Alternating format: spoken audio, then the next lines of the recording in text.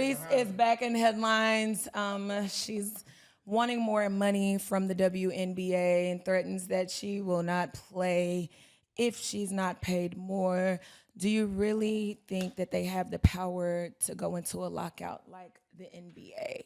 I mean, they could do what they want to do, but I just watch baseball. I don't give no fucks about that. So, Yankees, Mets. I saw the Angel Reese clip, and it really bothered me. I wish that I knew her, because the one thing she said is, she said, I deserve it. First of all, you don't determine what you deserve. The world does. Like, trust me, there's some niggas that feel like they should be in LeBron's shoes, and they not. It's not what you deserve. It's not what you think you deserve, is what the world says. And the other thing is that I think she's overestimating her importance. The WNBA just became popular partially because of her, partially because of Caitlin Clark. But the reality is that it will be just fine without you if you don't play. Fact. So when you start talking like that, like to me, what she did, Stanzza, she separated herself from the other class.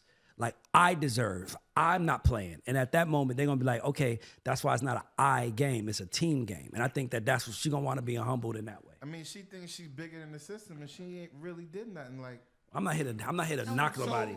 Well, hold on. She did. I'm not here to knock nobody. Hold on, Jack. You say these absolute statements I'ma say and this. have nothing to predicate behind it. Did she win the So championship? Yes. championship Yes. is the only thing that solidifies. No. There's people that are in the Hall of Fame that have not won a ring. Viewership. Please hold be on. for real. No. Please Let me be say for this. real. Viewership is up. Please be for real, Viewership Jack. is up because of her and Caitlin. Can I tell you Absolutely. something? but she's not bigger than the machine. Wait. That's not what I'm She saying. helped build more money and created avenues But- for the machine to make more money. I She am. did. Let me And say. that is Whoa. a Let me fact. say That is this. a fact. That is I a am indie 1,000% fact. on both of y'all's side and against both of you at the same time, and I'm gonna tell you why. Angel Reese. I'm just saying, No, you're speaking right. against But the Woodies, 'cause that's viewership, cap. Jack, that's not even in question. Her and Let Caitlin me ask you a Clark. question. Let me ask you a question though. Do y'all know that the NBA, WNBA, Alex, look this up too. They just announced they lost like $40 million. They lose this money every season. year. So Every year. how do you deserve money if we're losing? But that's the point. So here's my No. thing, I right? really want to ask her, like, how do you deserve anything when the league that you're in is not even making money? If she was in the NBA, she'd have a Totally bigger different. point. But I'll say this, right? 40 million? So they just confirmed that the WNBA 40 set to million? lose 40 million this season. So, but they've been losing money every year, which is why they're trying to justify the viewership. But here's the thing, and I'm working on something right now where the investor in it was like, why do you want this person? Why do you want that person? I said, because the voices behind that cause are sometimes more important than the cause itself in order to move it. And what I'm saying by that is, if you had you, Caitlin Clark, Taurasi, and it was like 4 or 5 others, then you might have a voice. You saying, well, I'm gonna just sit out. Then you will be sitting because it doesn't make money. It's not a profitable mechanism. That's my point. Like, it's hard for you. If Steph Curry said it, if anybody else said it, because the league was making billions. And this is, to me, why I would love to hear a woman's standpoint, because to me, this is the problem with female sports, right? Because women bring women attitudes in it, but sports is not about attitude. Sports is about competing, winning, and losing. And you came in on some arrogant shit, but your sport is 40 million in the hole, baby girl. You need to humble yourself and be trying to figure out how to get the sport out the hole and then demand more money. But let's be clear. Let's also be clear. There are people in college making just as much money as people in the NBA. You could not go to the WNBA, mama. You could have stayed in college, or you could have, for another couple years, you could have also went like Flau'jae is doing. She's just staying in college. She's making like $7-8 million a year in college. So Nil is there. So for me, it's like, if you like, you made a decision to go to a losing league, and now you got to deal with it. And I understand if you feel like you deserve it, but you sound like those dudes from the 60s and 70s that play in the NBA, the plumbers that they talk about, that was like playing in the NBA, and that everybody say, but guess what? That's what you are. The NBA ain't making millions yet. You got to get, before you can start saying, just because you're popular doesn't mean your sport is popular. The brand is known, but the asset is not generating the money that they're spending into it, including you. So you should humble yourself before, like people like the world likes to humble people like that. So it scares me to talk like that. And we got to remember, too, that like every woman in the WNBA is not her. She has all these endorsements and other things going on. So if they do a lockout, how many of them you think is going to stand next to her and say that we're going to do that? They're not going to do a lockout. They're not going to do that. That's my that point. won't happen. How are you locking out when there's no money? Thank you. You closed our doors. Now we can stop losing. That's what you really did. Like, this is an investment. Like, dog, get the league to a... By the way, this is the first time they actually are, like, super popular. Like, get it to a blossom a little bit more before you start going in the room saying, I deserve more money or I'm not playing. The world will be good just without you. Yeah, and I think just for the loss standpoint, much of the money that they are losing is coming from marketing promotion dollars. So they're promoting the league. I think it's going to take time for it to build up to where an NBA is, but a lot of that is because they're finally the viewership and everything that the WNBA is now. They had to spend money to get there. I'm not saying it's. I don't think it's ever gonna get there. I don't think so either. I think it's fine. I think it will never be a bigger league than the NBA. But I think that it'll continue to grow as long as they continue to put more money in sports. And I think that was the initial cause of everything, was to start putting more money into women's sports. I don't think it's women's sports. I think the WNBA problem is that they don't dunk. Yeah, I was about to tell you. It's nothing exciting. Dog. Yeah, it's very fundamental. Women's soccer is not as big as men's soccer. Oh, but it's a crap ton of money. It's making millions and millions of dollars. So what I'm saying, I don't think it's female sports. I think it's a sport they're playing. Like, the NBA was built on dunks, and I just don't think because they don't dunk, it becomes harder to watch. Well, U.S. women's soccer for sure had about where they were protesting against getting paid higher, which is why their pay rate is much higher. It's the same thing in every sport where you have women's sports and men's sports. Viewership is always going to be higher in a man's sport. That's just how the country is ran. That's where they are. Not that much higher. Let me tell you something. One player in the NBA makes more money than the entire WNBA put together.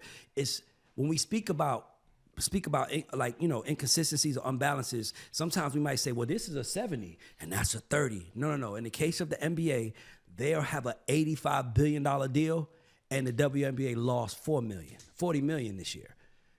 I know just because you have the excitement, you need to learn the business first. By the way, we don't talk enough about business. We need to start talking, because my problem is you're speaking from a business that you don't even understand. So why are you speaking? But I'm going to say this too. You got to understand that the NBA was built on rivalries, and it was built on Hollywood, and it was built on Showtime Lakers and just pizzazz. Look at the NBA. Viewership is always in a winning position. No, but it's in a losing position now. I'm saying, but it wasn't always in a winning position. It wasn't in a position like players back then are not, of course, not being paid the same as players now, but it took building it. So what I'm saying is that the WNBA, yes, is taking a loss, but this is the first time that in my lifetime, I've seen money being put into it and actually marketing the shows, right. televising the games and all of these things and putting on things to push these women forward. So it's almost like it's going to take money to make money at this point, is what I'm saying. What has changed about the game, to Ray's point? And let me tell you what I mean. The first time that you're moving the goalposts, because now you're talking about something different. Let me explain, because this is what Ray was just saying. When Michael Jordan is like, all right, I'm killing the Pistons, and the Pistons like, all right, ground Jordan rules. So the whole season is like, knock him on his ass. People out there punching each other out. You got Magic that's in LA, Showtime, it's a lot of pizzazz. Where's the pizzazz in the WNBA?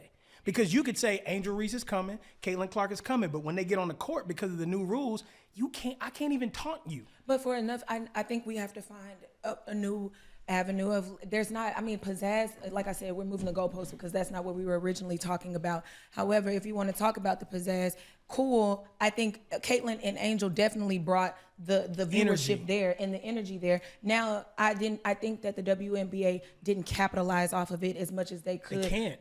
I'm saying about the energy surrounding them. There could have been more push behind that. They didn't, and now they have to find a new way of making their money. Guess what, Angel Reese? You are a rapper in the fucking 80s.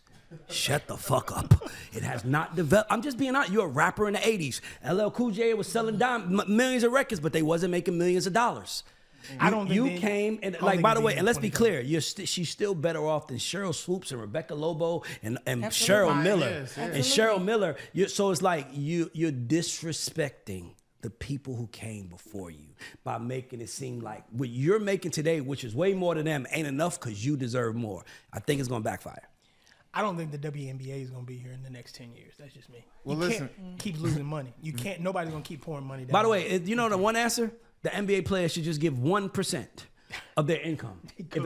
If NBA player gave 1% of their income, it'd be their pot to the WNBA. Those girls are gonna make like a 10x.